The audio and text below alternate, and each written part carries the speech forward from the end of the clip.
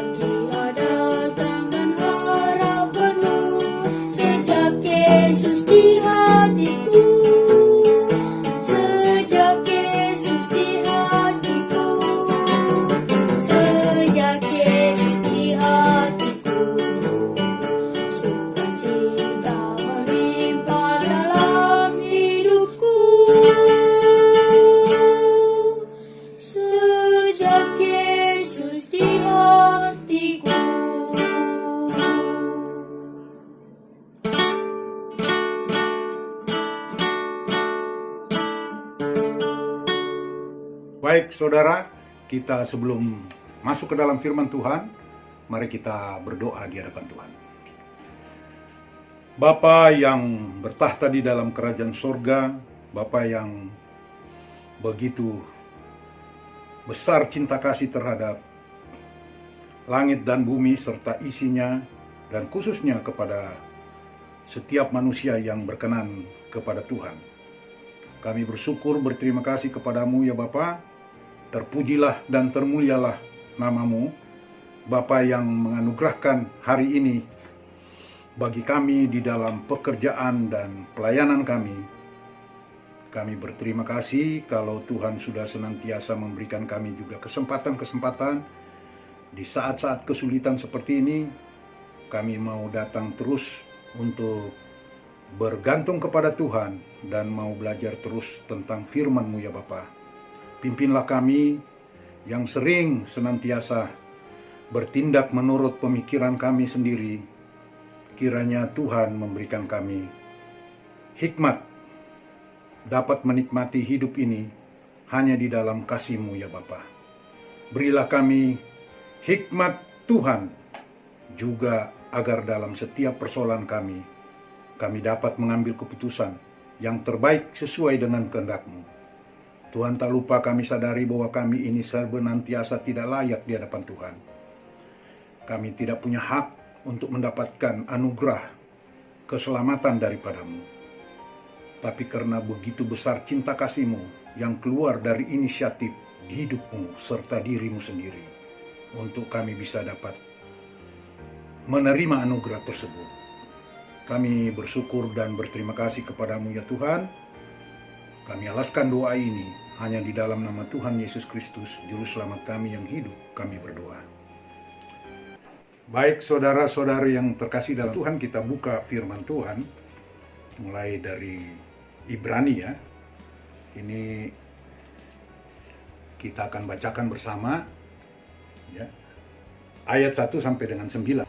Setelah pada zaman dahulu Allah berulang kali dan dalam berbagai cara berbicara kepada nenek moyang kita dengan perantara nabi-nabi.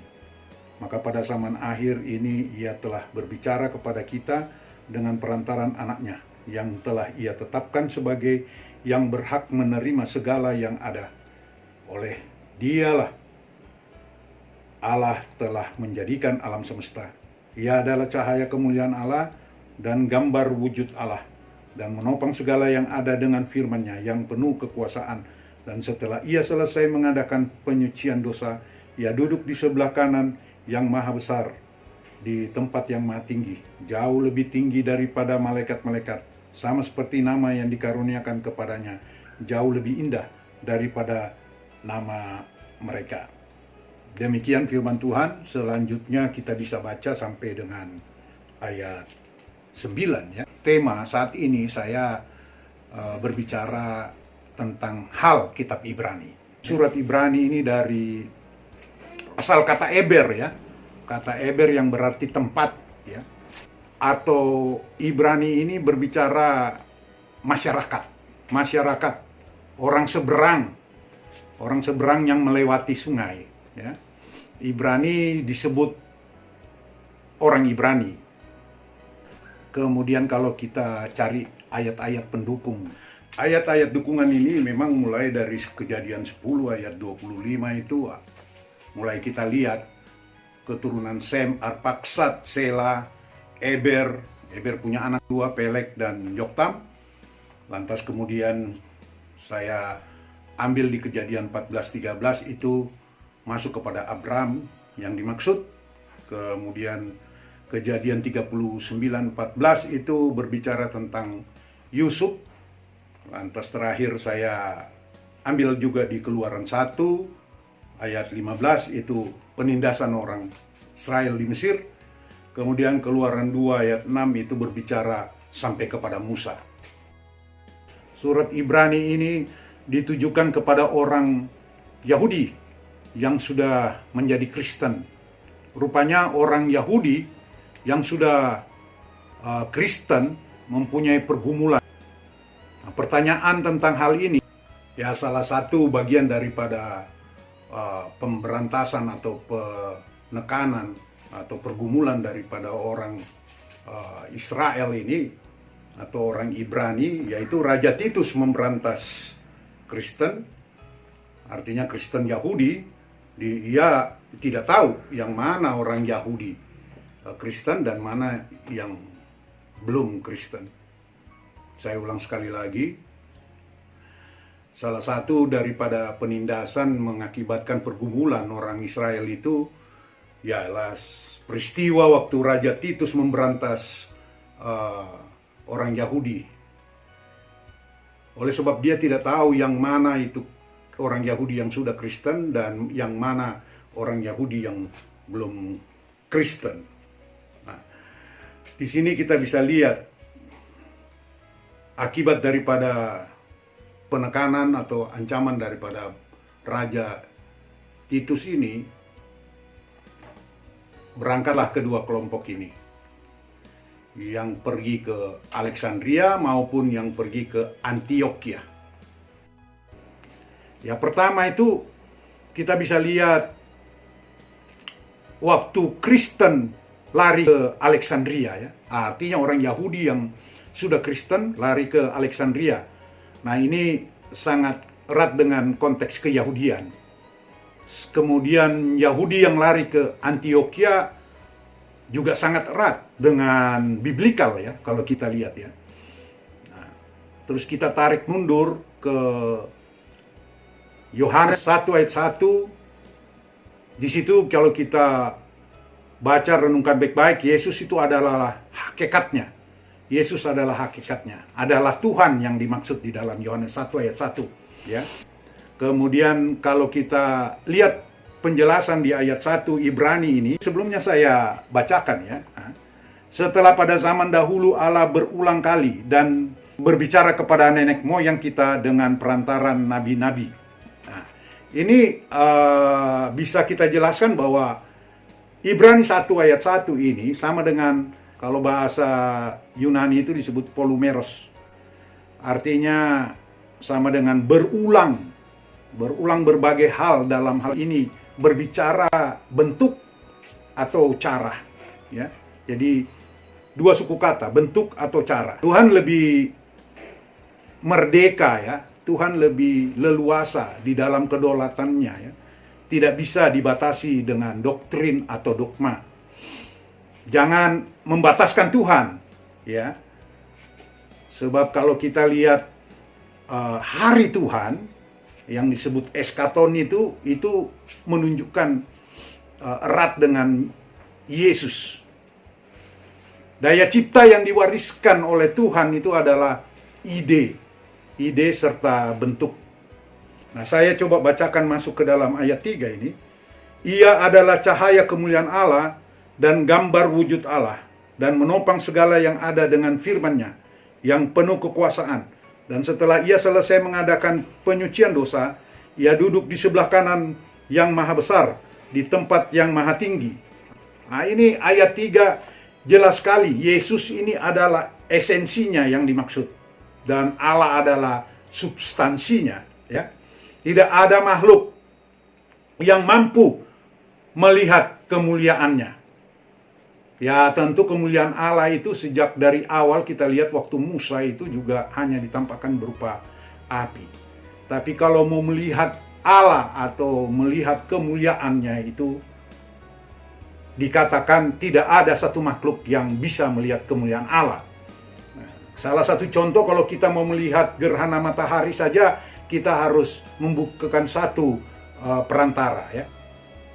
Nah, itu sebabnya Yesus di sini esensinya untuk kita bisa melihat bagaimana kemuliaan Allah itu ada di dunia ini sebagai manusia yang betul-betul dapat memberikan kita suatu kehidupan yang benar, memberikan kita terang, ya, memberikan kita terang, memberikan kita cahaya.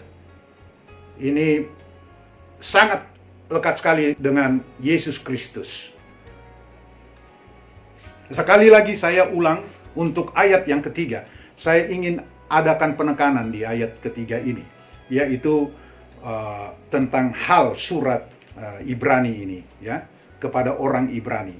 Ayat 3, ialah adalah cahaya kemuliaan Allah dan gambar wujud Allah, dan menopang segala yang ada dengan firman-Nya yang penuh kekuasaan. Dan setelah ia selesai mengadakan penyucian dosa, ia duduk di sebelah kanan yang maha besar, di tempat yang maha tinggi. Nah, saudara sekalian, saya mau katakan bahwa di dalam hal ini jelas sekali penekanan tentang Yesus adalah esensinya di dalam ayat 3 ini. Kemudian Allah adalah substansinya, ya, substansinya daripada penjelasan di surat untuk orang Ibrani. Kemudian saya mau mengatakan bahwa tidak ada satu makhluk yang mampu melihat kemuliaan Allah. Nah, oleh sebab itu bagaimana penekanan pada Yesus Kristus ini yang sudah inkarnasi datang ke dunia sehingga kita bisa melihat bagaimana kemuliaan Allah di dalam wujud kehidupan Tuhan Yesus, ya. Nah, saya juga mau katakan karakter yang dimiliki oleh Tuhan Yesus itu adalah hypostasias, ya.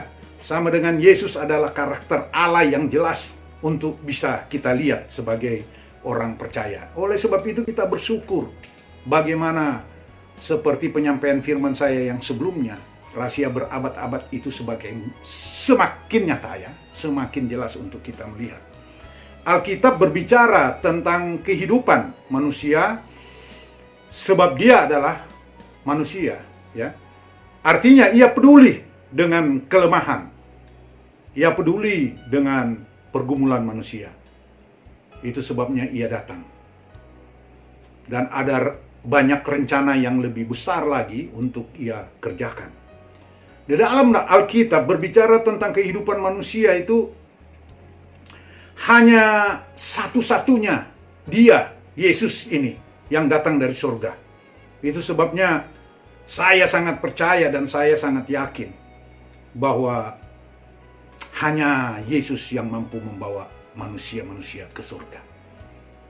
Akhir daripada penyampaian firman ini hanya menuju kepada satu nama, tetap Yesus Kristus itu dia, yang menjadi suatu iman percaya buat setiap orang yang wajib membaca firman Tuhan dan betul-betul mau merendahkan diri dan berharap ada perjumpaan dengan Yesus Kristus melalui Roh Kudus yang sudah mengilhamkan Alkitab atau firman Tuhan. Yesus Kristus ini gambaran wujud daripada Allah, ya. Itu disebut karakter atau hipotesis, ya. Yesus adalah karakter Allah yang jelas untuk dilihat. Dicatat di beberapa komentari, yaitu ya cahaya kemuliaan Allah dan gambar wujud Allah.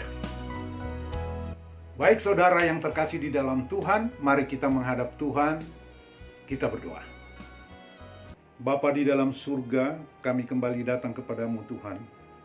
Kami menyadari bagaimana pentingnya kami mau terus bisa belajar akan firman-Mu. Oleh kami tahu bahwa kami haus, kami butuh akan firman-Mu, sebab firman-Mu itu hidup. Tuhan, kiranya Tuhan mendengarkan segala keluhan-keluhan hati kami, oleh sebab kami menyadari bahwa kami ini tidak punya sumber untuk bisa menyadari akan diri kami dan mau datang kepadamu, memberi yang terbaik kepadamu. Tetapi itu semuanya harus didahului oleh karena anugerah Tuhan, sehingga kami mau datang untuk mau mengenal Tuhan, belajar terus tentang firman-Mu, sehingga kami bisa mencintai Engkau. Tuhan, hanya Engkaulah satunya manusia yang sebelum mati mengatakan, saya memberikan kesejahteraan kepadamu. Engkaulah Tuhan dan Juru Selamat kami, Yesus Kristus, penebus dosa kami, dan sekaligus Tuhan, Juru Selamat kami. Terima kasih Bapa, kami berdoa dan mengucap syukur kepadamu. Amin. Saudara yang terkasih dalam Tuhan, kita akan berjumpa lagi di next video.